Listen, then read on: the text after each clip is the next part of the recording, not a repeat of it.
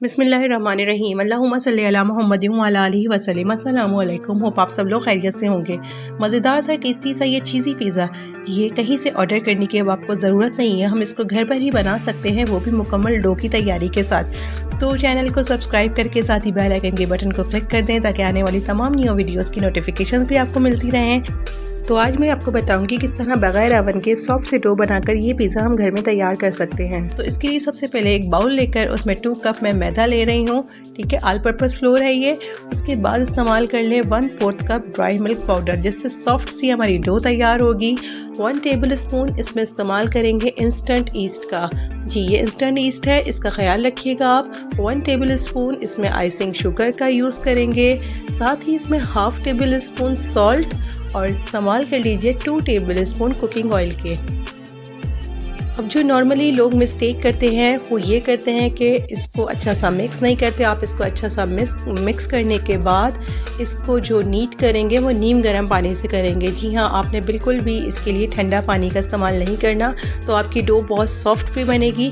इसको clink rap कर दें और इसके बाद तकरीबन 1 से 2 घंटे के लिए आप इसको माइक्रोवेव में भी रख सकते हैं और किसी भी गर्म जगह पर रख दें। चिकन को मैरिनेट कर लीजिए तमाम मसाले डालकर 1 से 2 घंटे के लिए, और उसके बाद आप इसको थोड़ा सा ऑयल डालकर किसी भी पैन में थोड़ी देर के लिए कुक कर लें। चिकन जल्दी से कुक हो जाता है और वैसे भी ये बोनलेस है।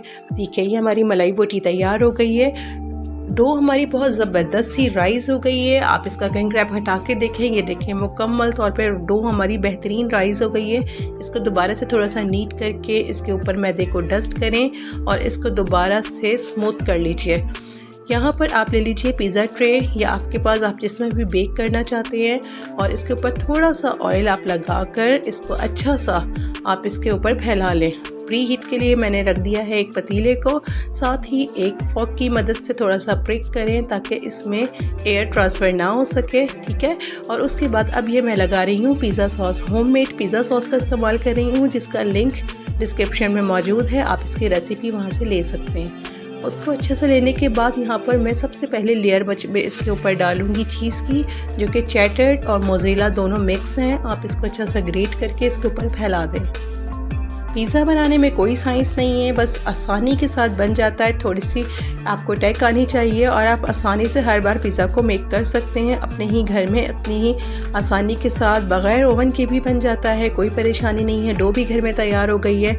जो हमने चिकन तैयार किया था वो इसके ऊपर इस तरह से रख दीजिए। साथ ही क्यूब्स में कट कर लीजिए। थोड़ी सी कैप्सिकम को, थोड़ा सा अनियन आप ले लें, और साथ ही इसमें अगर आप कॉर्न्स वगैरह ऐड करना चाहें तो वो ऑप्शनल है, आप वो भी कर सकते हैं।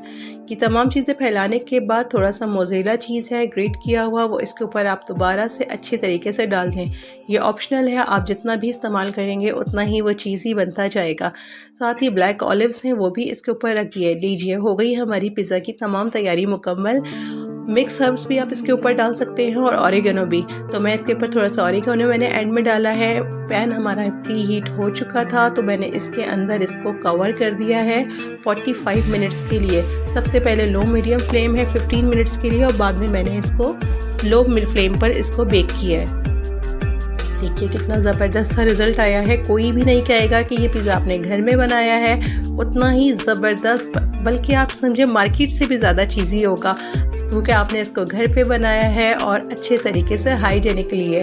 तो आप अपने बच्चों को ज़रूर खिलाइए। हर बार बनाकर आप पिज़्ज़ा ऑर्डर करने की आपको कोई ज़रूरत नहीं है। तो देखिए कितना ज़बरदस्त, कितना चीज़ी, कितना टेम्पटिंग है।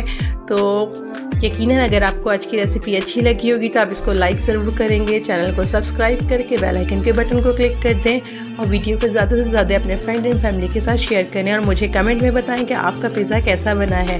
तो चलते हैं और मिलते हैं फिर एक नई रेसिपी के साथ। अपना बहुत ख्याल रखिएगा। अल्लाह हाफ़िज़।